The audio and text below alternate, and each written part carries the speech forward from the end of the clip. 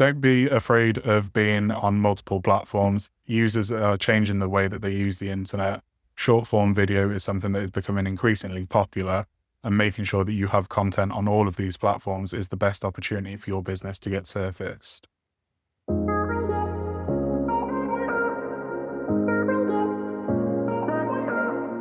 I'm Ed Ziubrzynski, and this is SEO in 2026.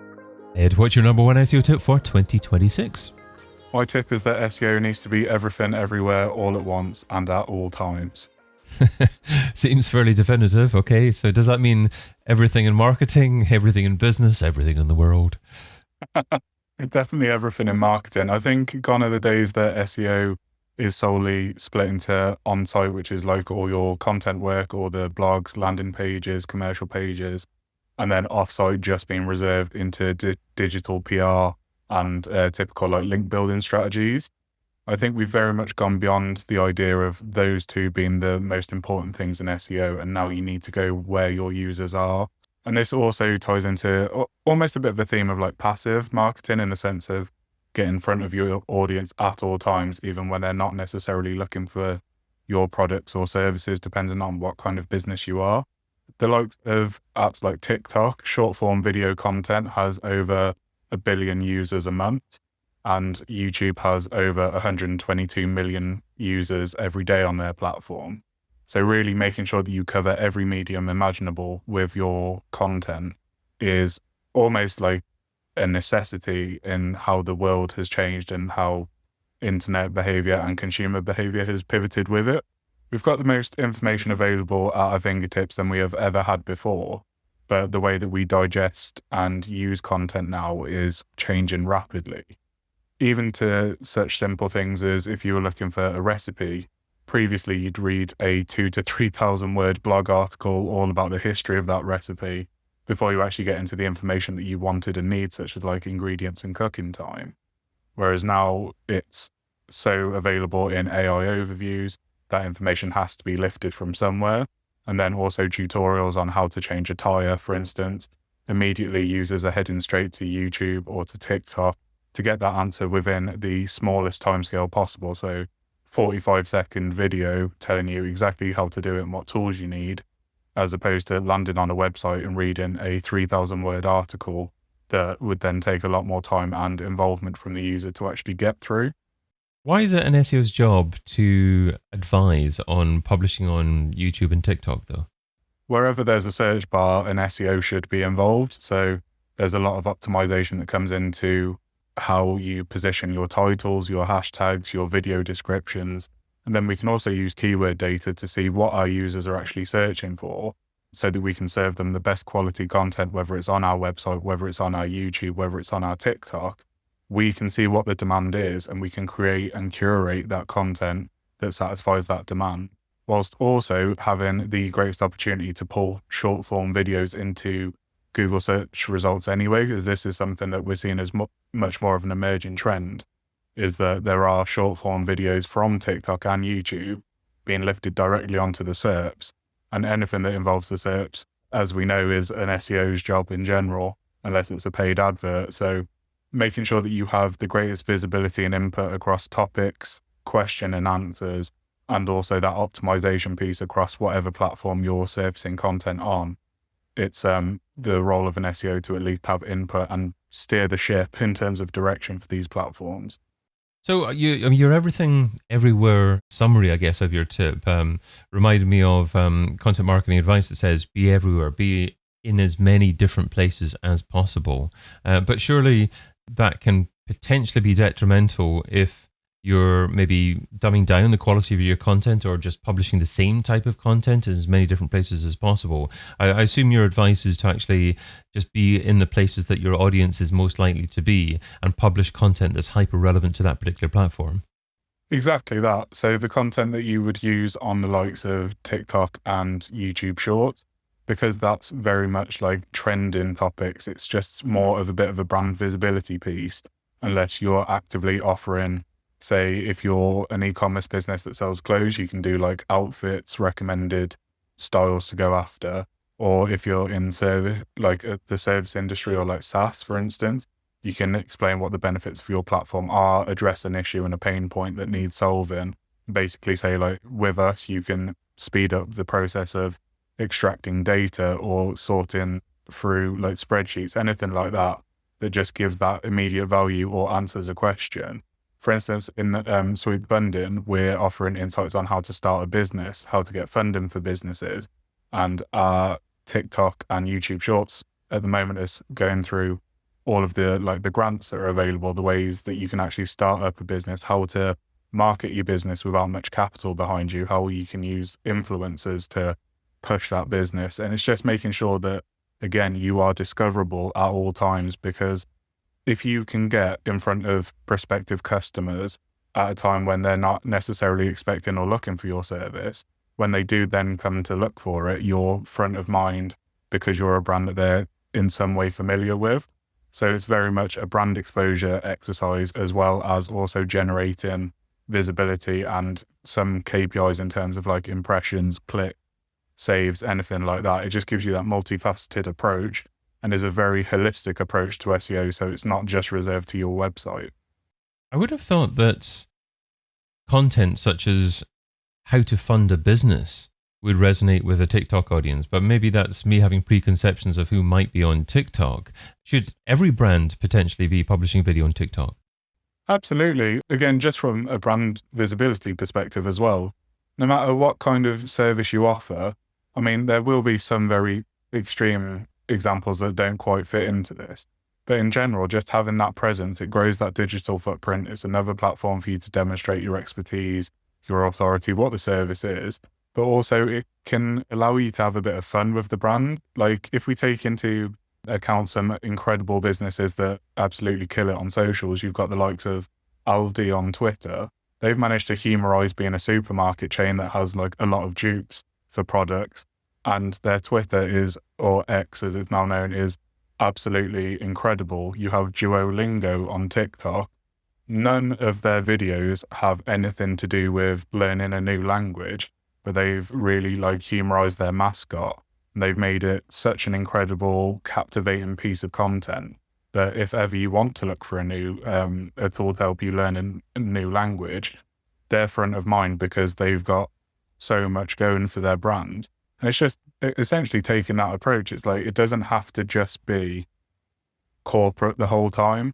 These platforms, especially the likes of TikTok, allow you to add a bit of humor into your marketing. So where like your messaging on site can be very sort of sales oriented, because that's ultimately what the website is now, is that conversion point.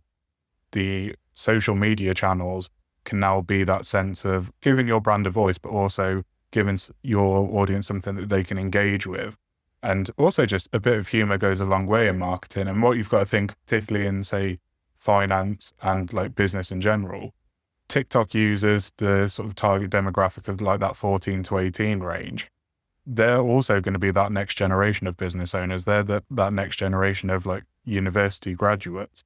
It's also just adding into that kind of like life cycle of your audience and your customers, that if you can get in front of them now, there's that repeatability aspect in the future. But also, if this is where consumer behavior is going and users are using these platforms more than just the internet, or we're seeing a lot more AI overviews for that top of funnel content, all this is opportunity to capture that audience just on a different platform away from Google now. Right, okay.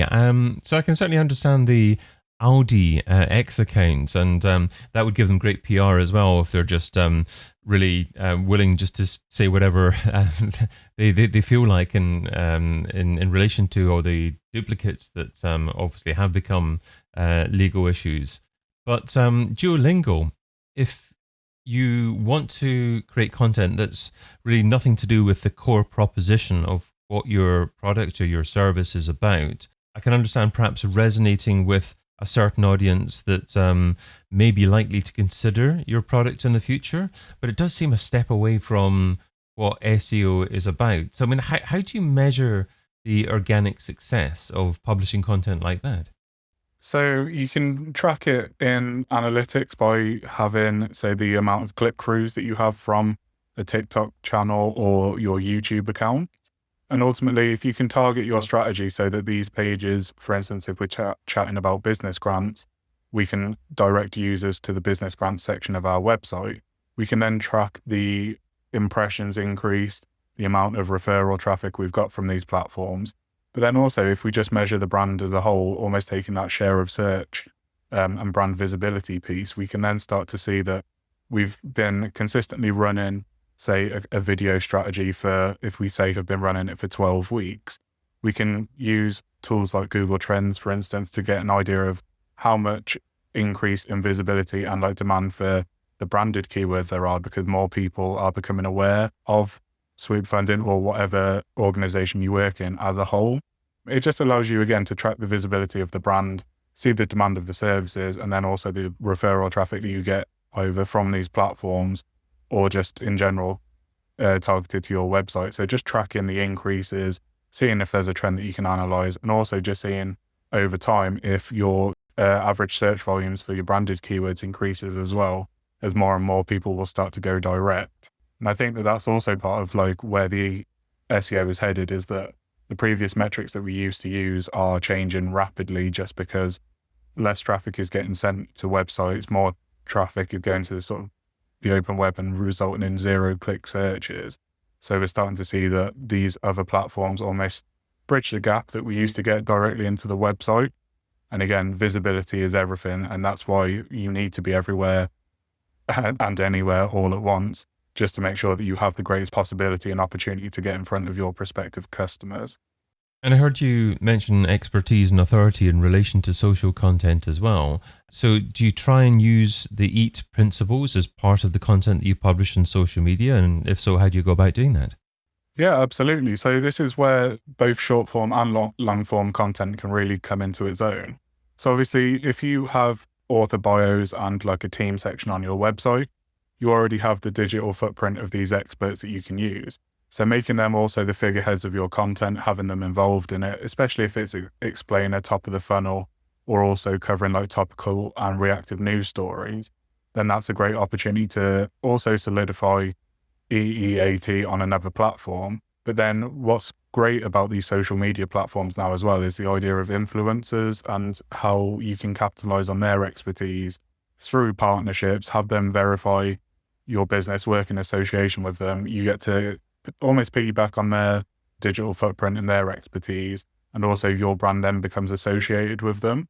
So it's, again, another form of campaign of where you can use internal experts and external experts, as having that good mix adds to credibility and authority, and ultimately trustworthiness, as you have multiple verified sources now confirming the same information, but also collaborating and again, taking that holistic approach to everything that allows you to demonstrate expertise whilst also being an authority and trustworthy source, especially when a lot of brands, this is going to be their first foray into like video content. So using experts and established individuals and teams that are already out there is a good way to sort of hit the ground running with this approach. As we know, it's going to be a bit of an uphill battle if you haven't necessarily had a video strategy in the past, if you haven't been much in terms of like the adoption of how the internet is changing.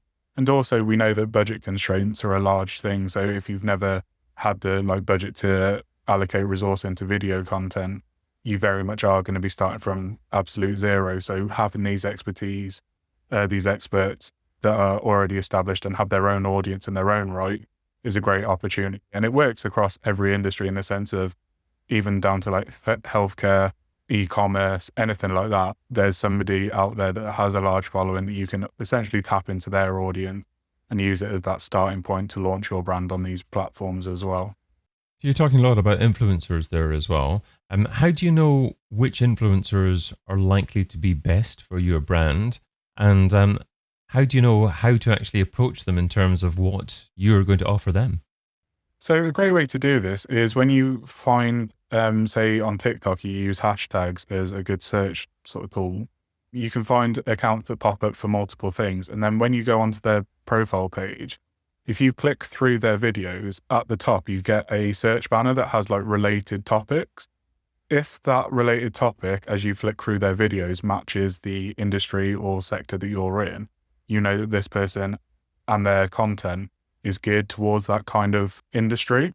So, for instance, if you were like discussing clothing as an e-commerce brand and you were going through influencers that post their like outfits of the day or where they piece their clothing together, they run through the brands that they're wearing, or they're saying like, as we're coming up to say music festival season, these are my like essential must-haves.